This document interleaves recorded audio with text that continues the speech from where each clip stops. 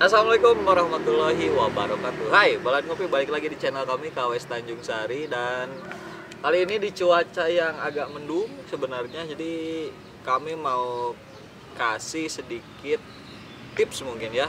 Tips untuk kalian yang emang penasaran untuk memelihara biawak air atau Varanus salvator ya, yang sering kalian mungkin temui di sungai biasanya. Dan kenapa banyak pertanyaan banget ke kita juga, kenapa sih Nah, kalau misalkan kita piara biawak tuh mati terus, kalau nggak flu sudden death, kenapa?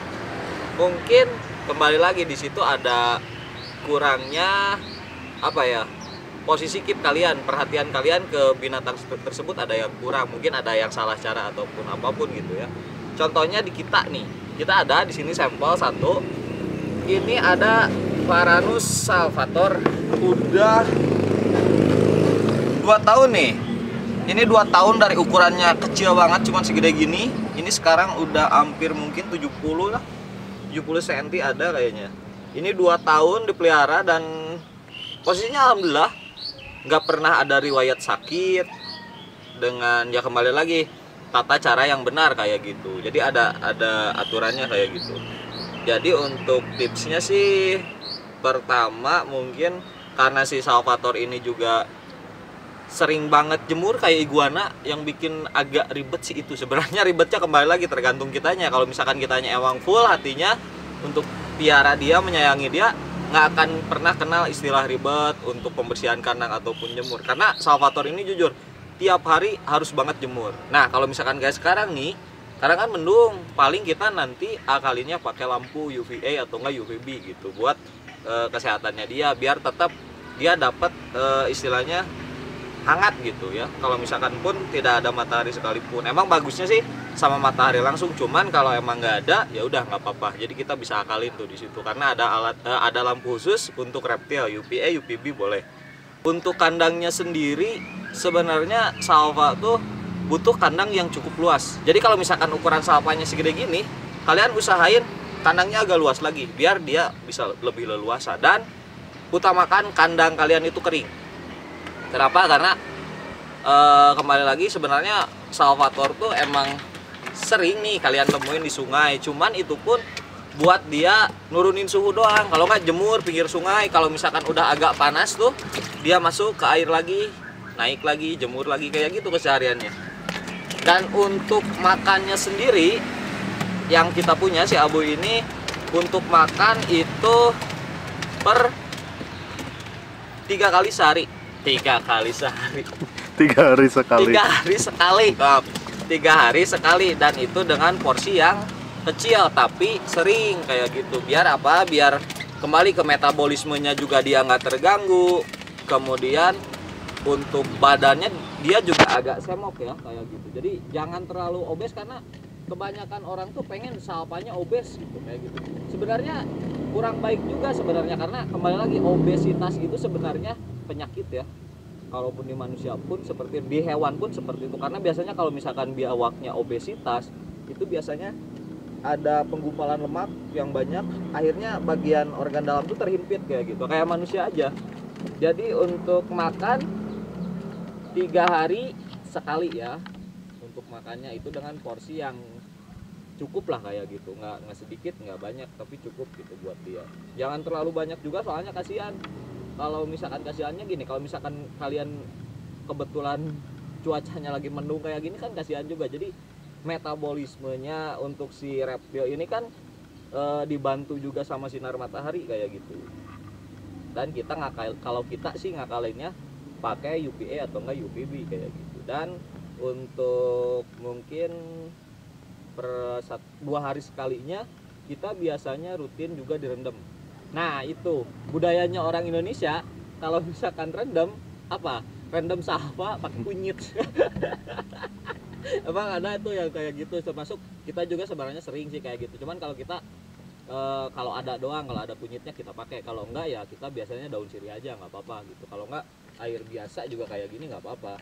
Cuman kalau untuk daun sirih sih saya juga sering kalau misalkan buat apa ya, mungkin lebih ke sterilnya dia sih. Karena daun sirih sendiri buat ngilangin bakteri itu ampuh banget. Cuman untuk kunyit saya juga belum tahu. Cuman beberapa kiper Salvatore tuh emang gunain kunyit juga. Karena itu udah termasuk budaya ya. Udah masuk budaya kiper biawak di Indonesia. Kalau misalkan rendam harus pakai kunyit. Nggak tahu tuh, udah kayak sayur, pokoknya kuning. Tapi kembali lagi, kita juga emang pakai sistem itu untuk rendam per 2 hari sekali.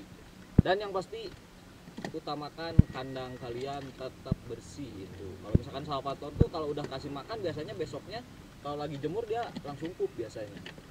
Karena panas matahari ataupun lampu itu mempengaruhi banget sama sistem metabolismenya dia. Kalau misalkan udah kena panas biasanya langsung pup tuh, kayak iguana kan kalau misalkan kena panas dia pasti udah jemur pasti pup. Nah salpa pun seperti itu, kalau misalkan udah pup kalian jangan tunggu besok atau lusa, jadi harus secepatnya cepet-cepet bersihin aja langsung. Dan jujur ini si Abuy nggak pakai media apa-apa. Kenapa? Kembali lagi, kalau misalkan kita pakai Forest Wrap, Topohas atau yang lain, pasti itu si pupnya nempel di situ, bakterinya juga di situ. Mending kalau kita banyak stoknya, ini yang kena pup ganti lagi sama yang baru. Kalau enggak kan kasihan. Jadi untuk si Abuy ini nggak pakai koran sama sekali, yang penting alasnya tetap bersih kayak. Dan yang penting ukuran kandangnya juga. Tuh kalian boleh lihat untuk yang ini juga. Emang CB-nya lebih luas gitu. Jadi dia lebih leluasa juga. Kemudian apalagi ya? diusahakan jangan di handle. Nah itu usahakan jangan di handle. Terus kalian mungkin yang baru-baru nih, yang baru pelihara Salvatore pasti pengen gini, saya mah pengen jinak.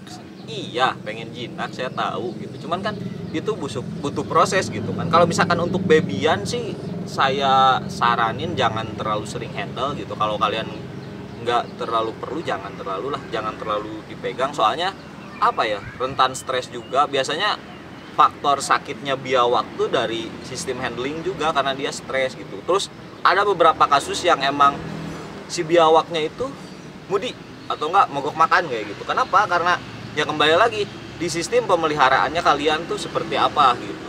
Tapi kalau di saya sih di saung juga ada. Jadi posisinya tuh kita taruh di CB, biawaknya masih baby ukuran segini lah. CB-nya agak luas juga, kita kasih di situ. Dan alhamdulillah makan dia tetap lancar. Kalau kita masukin, buka kandang dikit, masukin pakan langsung dimakan, dihajar. Dan alhamdulillah posisinya sehat karena posisi kandangnya pun luas juga, bersih juga. Jadi kita harus lebih kalau misalkan kita mau pelihara boleh-boleh aja. Walaupun kalian dapat liar atau apapun nggak masalah sebenarnya. Asal kembali lagi kalian harus totalitas dalam memeliharanya dia, harus menyayangi dia benar-benar kayak gitu. Sesuai kebutuhannya dia di alam tuh seperti apa, mungkin dari jemurnya juga, terus kebersihan kandangnya juga, makannya juga harus sih sebenarnya.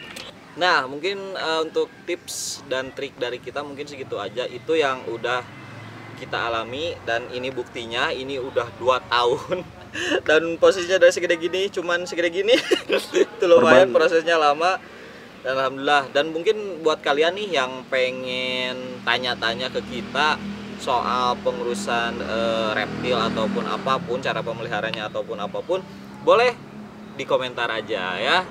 Isi aja di komentar, tanya apapun boleh seputar reptil ya, mau biawak, mau ular atau apapun terserah kalian. Oke deh, mungkin segitu aja Balan Ngopi. Terima kasih banyak udah saksiin channel kami. Jangan lupa like, comment, and subscribe di channel kami. Share juga ke teman kalian biar kami bisa tetap terus berkarya. Oke, terima kasih banyak. Wassalamualaikum warahmatullahi wabarakatuh. Bye.